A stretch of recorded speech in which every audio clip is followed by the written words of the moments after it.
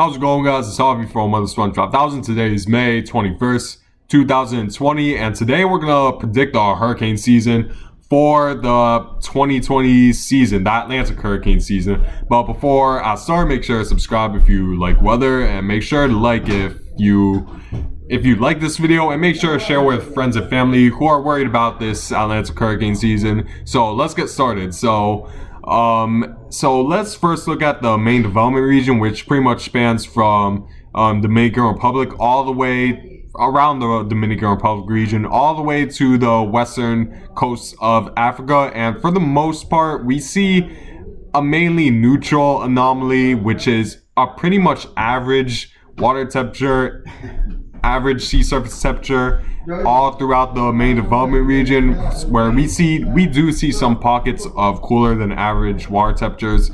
However, we also do see pockets of warmer than average sea surface temperatures as well. But according to this chart, it's slightly above average. However, it's forecast to continue to stay above average for the rest of the hurricane season, and that's all good news because warmer water creates more favorable conditions for tropical cyclones to develop, for low pressures to be able to develop in a fast enough rate to the point where it will develop into a tropical cyclone. And warmer water temperatures allow low pressure systems to inherit more latent heat, which is key for tropical cyclones to develop. So yeah, we're seeing more in the main development region. We're seeing warmer than average water temperatures, and that's expected to continue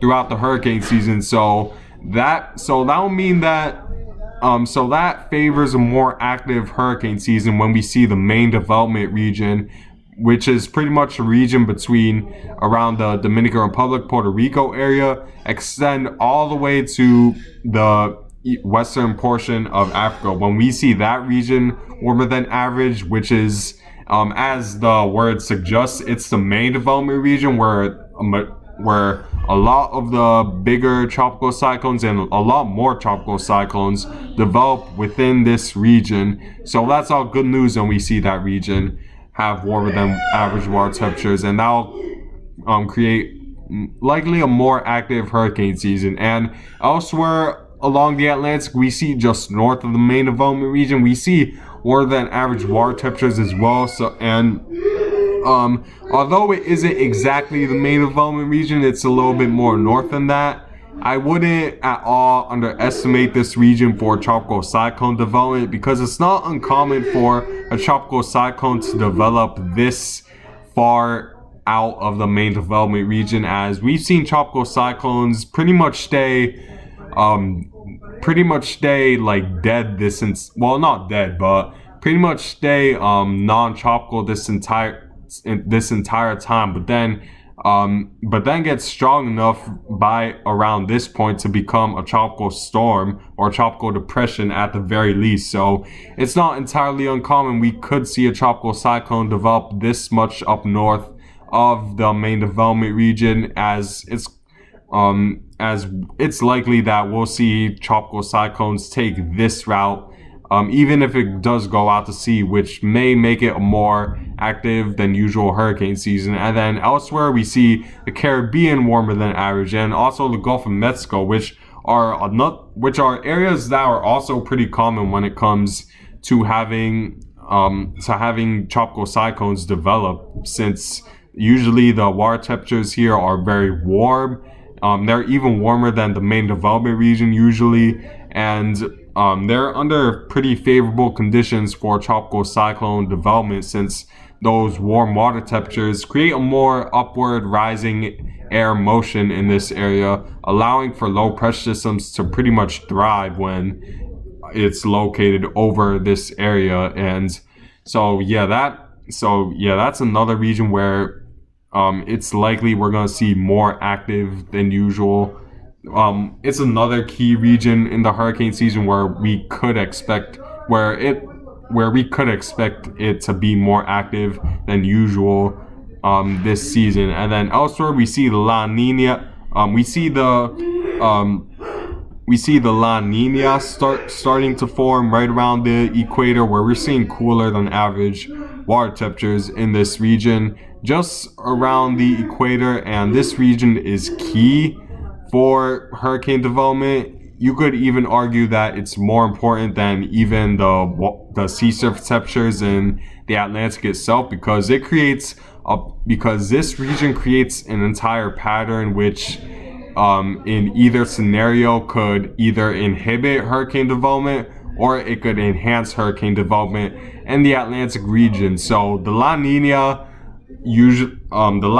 usually means that we're in for a more active Atlantic hurricane season, while an El Nino means we're in a less active. So a La Nina is when the water temperatures are 0.5 degrees in between the Nino 3.4 area, which is, I would say, right around here between the 80 degrees west to 120 degree west area. I think, I'm not 100% sure, but yeah, it's pretty much around this region where we pay the most attention to, because if it's cooler than average, that means a La Nina, which means more active hurricane season in the Atlantic. And then if it's warmer than average, that means it's more likely to be an El Nino phase, and that means a less active hurricane season for the Atlantic. And I'll show you why in this picture. So with the La Nina, since the water temperatures are cooler than average, there's less likely to be rising upward motion when it comes to air in this region, because one of the things that makes air rise is energy. Since warmer sea surface temperatures pretty much transfer energy from the water onto the air molecules. The air molecules start to move a lot faster. They start to have a lot more space, and as a result of them moving faster and pretty much spreading out, that allows more water to be stored in the air, which means more humid conditions in this area. And usually when the air spaces out, it's lighter, so it's more likely to rise when the sea surface temperature is warmer than average. However, when it's cooler than average, there's less likely to be upward motion. We're more likely to see dry conditions in this area and more stable conditions, more sinking air in this region, and that pretty much means fewer hurricanes in the Pacific. However, since this air is very stable and we're seeing more of the sinking air in this region, in weather, usually when there's sinking air in one region, there has to be rising air in another. And unfortunately, when there's a La Nina phase, that pretty much forces that rising air to be more in the Atlantic, which isn't good because hurricanes thrive off of lower air pressures, and they love rising air, and that makes them strengthen a lot faster and makes them more likely to strengthen in that region. And since there's not a lot of storms developing in this region during the La Nina phase, because it's so dry, a lot of these low pressure systems that do form in this region don't release a lot of dry air aloft from which means that there's less stable air entering this region, which means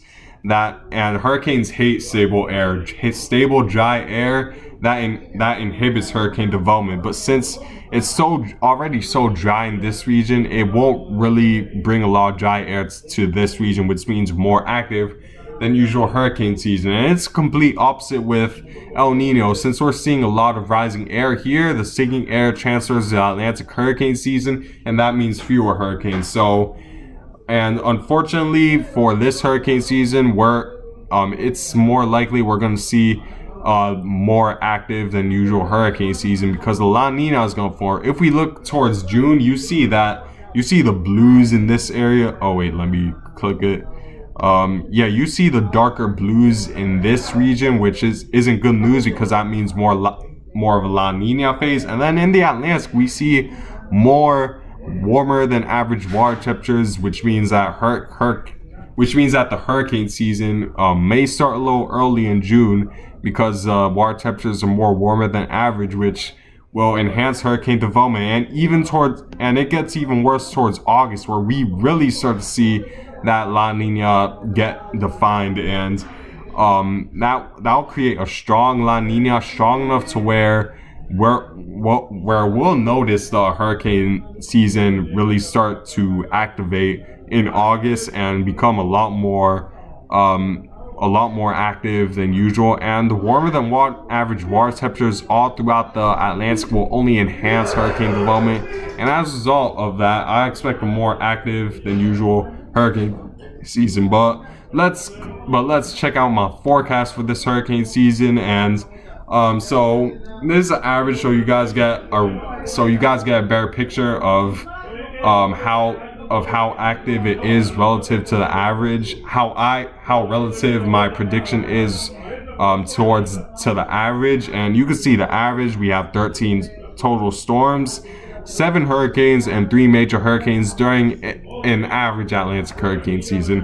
However, my forecast, due to the warmer than average water temperatures throughout the Atlantic and the La Nina phase that's gonna create more rising air in the Atlantic for hurricanes to thrive off of, I expect 19 total storms, 9 hurricanes, and 4 major hurricanes for this 2020 hurricane season. And so I expect more than the average hurricanes, more storms than average, quite a bit more storms, nearly 33% more storms this hurricane season. Well, nearly 50% more storms this hurricane season.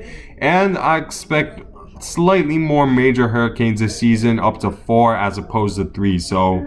But keep in mind, guys, no matter how active or inactive a hurricane season may be, just know that one hurricane could devastate an entire community or change someone's life. So just because this may not be as active as predicted, or even though I expect an active hurricane season, all these storms could miss land, which will definitely be favorable. But since it's more active, it's more likely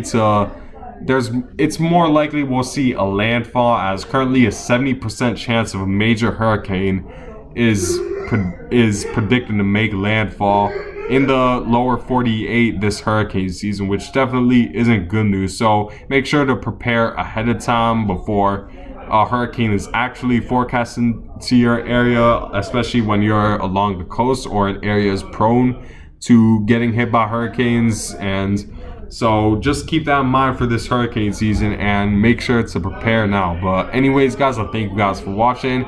I'll continue making videos again regularly. Make sure to subscribe if you like this content, and I hope you guys have a good day.